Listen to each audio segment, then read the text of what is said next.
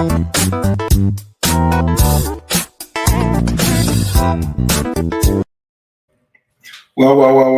Hello, everyone. Hello, everyone. Welcome back. I am flying solo today as Charles is out taking a much needed break, and Kennedy is out. Our maestro producer is out fulfilling a student obligation with the campus organization. So that leaves me to hold it down for today. And we have quite a bit to talk about. But first thing first, before we get into some of it, let me slide. You're going to see me, since I don't have my producer today, you're going to see me looking at all kind of screens to stay on track here. But first up, let's hit it right off the top. You guys come on in and join the conversation. I'm going to go ahead and open up the chats. So you do that.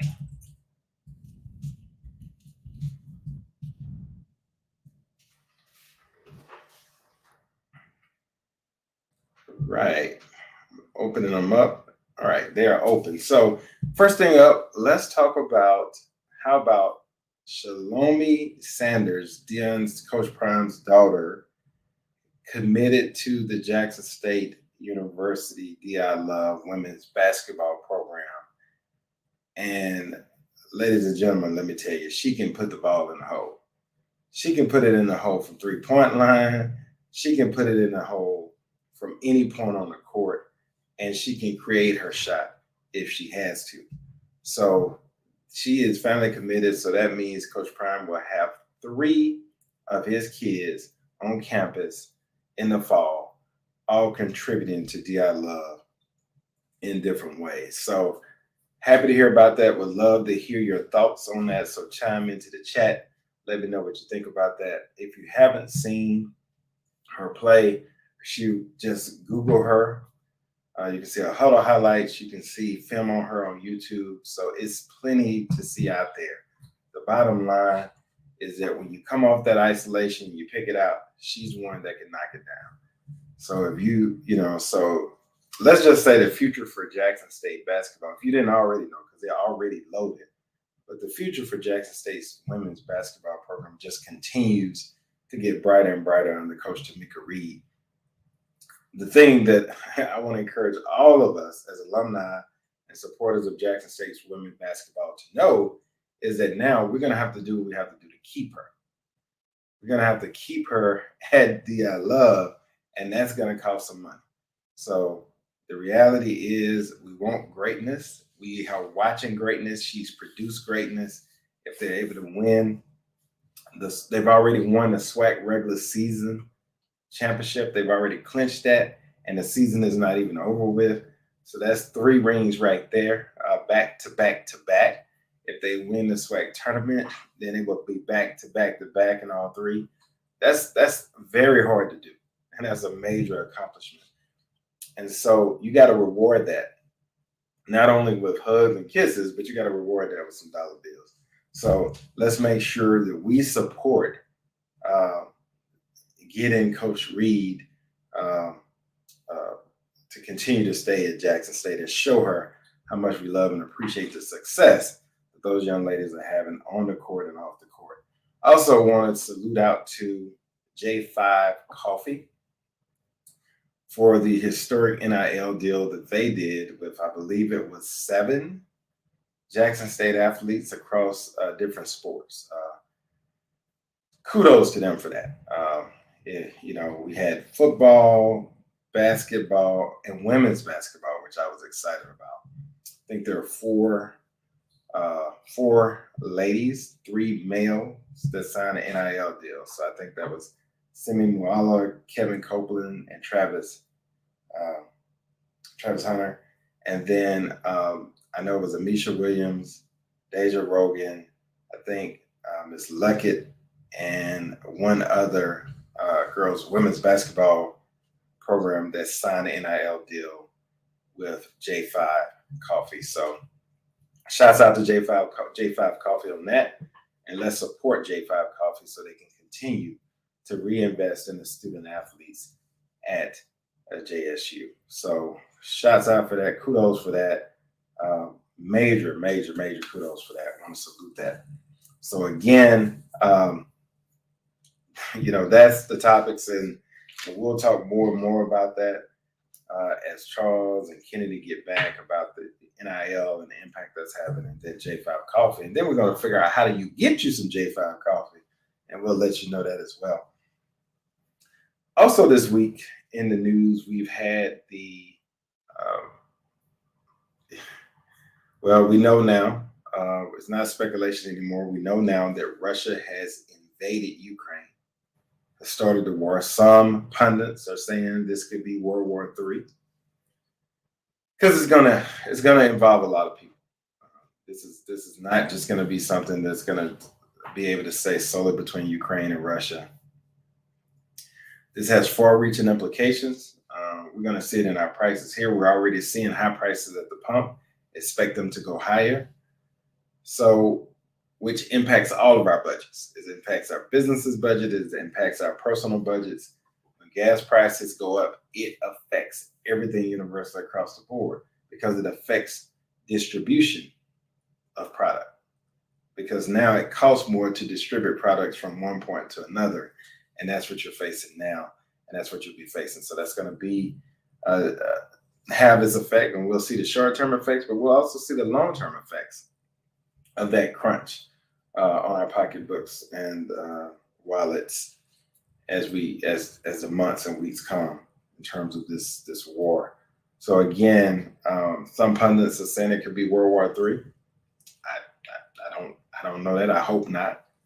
But what we do know is that Russia has engaged in triggered war with Ukraine, and the United States has imposed a bevy of sanctions against Russia. Some that will have immediate effects, some that will have long-term effects. But this could go beyond sanctions, and it could go beyond sanctions very quickly. Well, not just the USA, but other allied countries as well. So stay tuned to the news for that. Make sure you keep up with that. And we'll continue to bring you more information as the days and weeks continue and monitor this situation. You don't see me looking down at my notes again today to get this information out to you.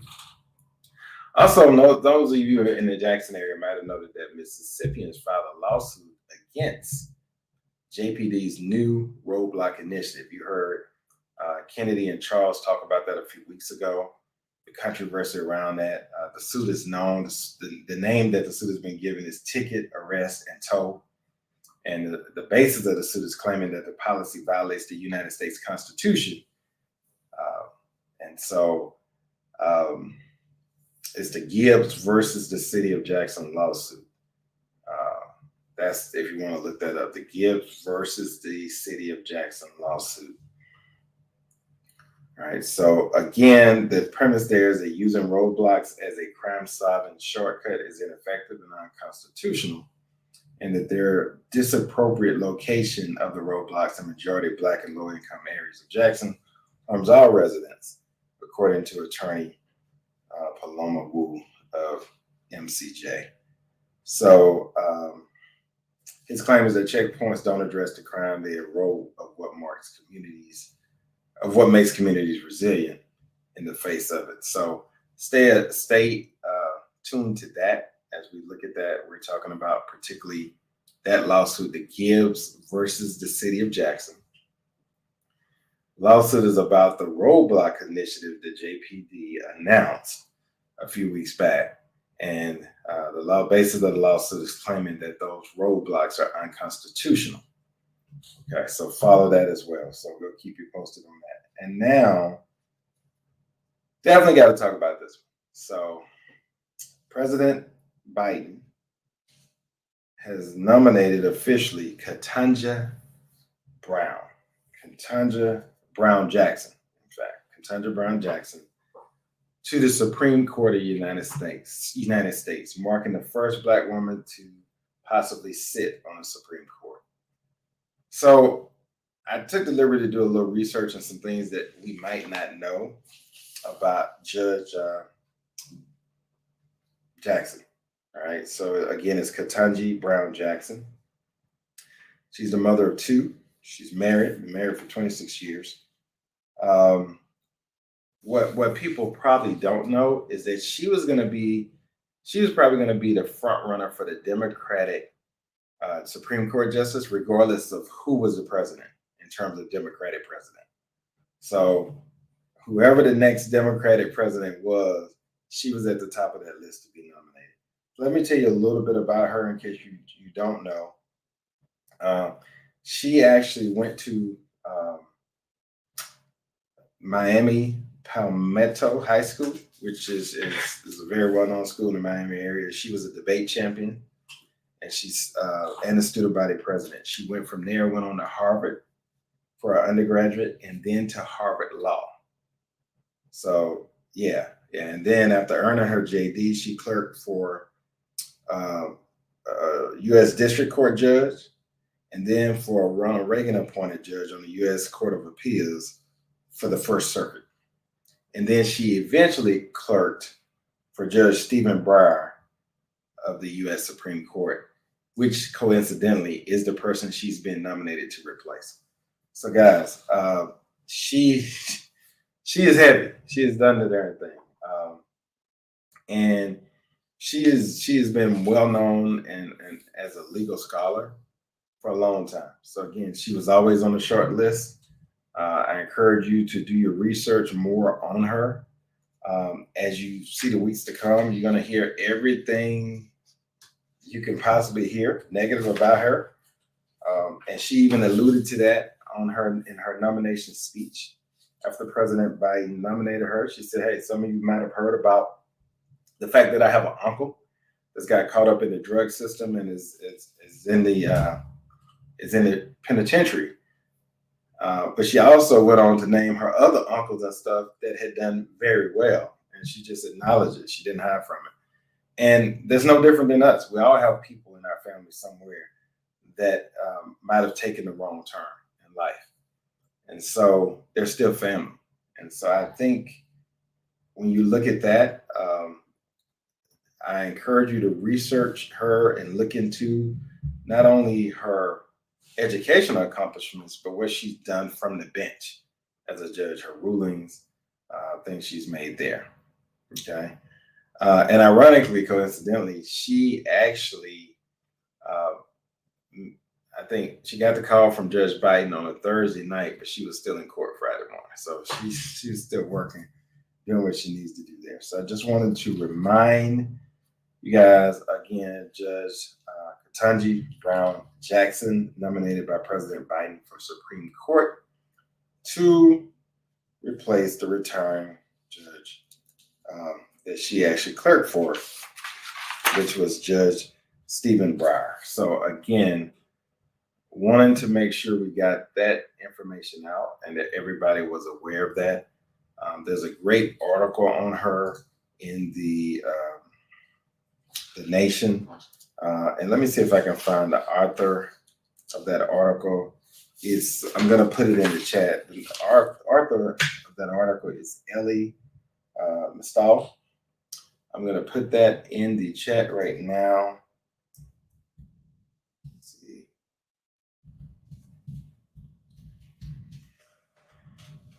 So if you just Google him, it'll come up.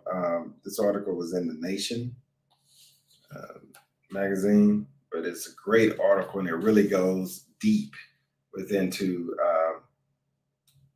Judge Jackson and her whole life, and also the adversity and what adversity she's likely to face as she goes through her confirmation hearing with the Senate. And so, again, wanted to make sure you guys were well aware of these facts and these things that have happened recently and in the last several days in our nation.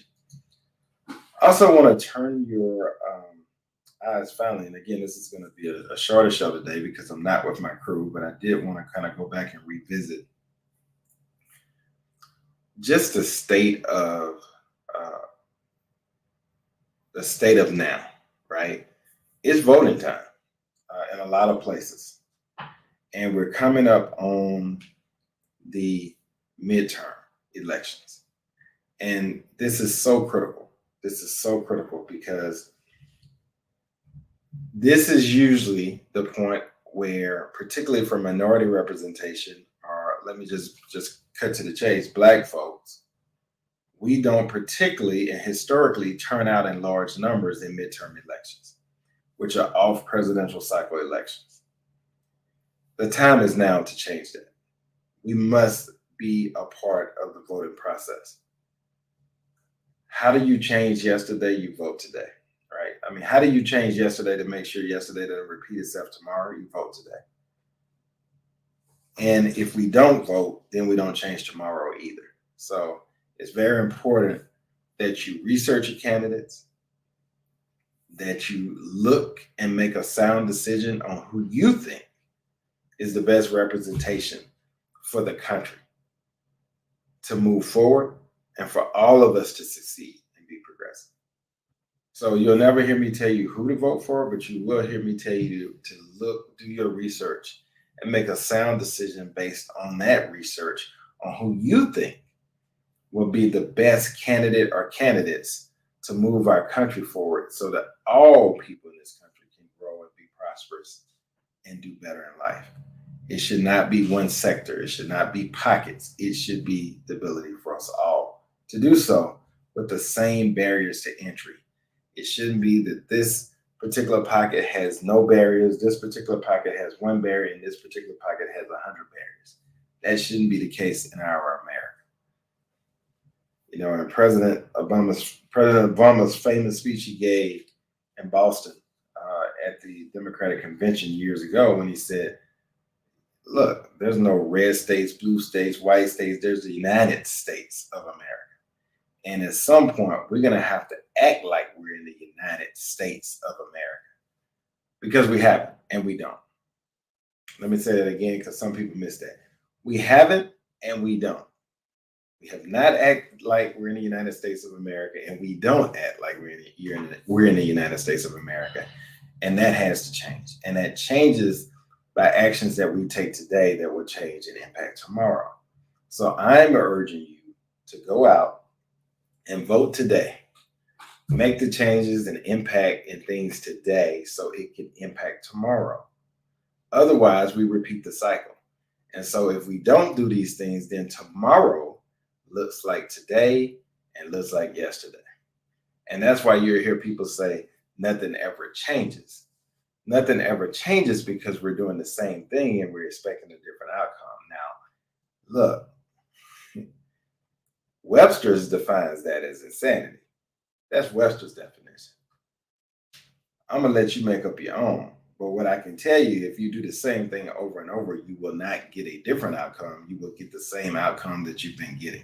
So please, please, please go to the polls, cast your vote, do your research before you go, and then make a sound decision and cast your vote for the person or persons that you think are best to move your community, your state, and this nation forward.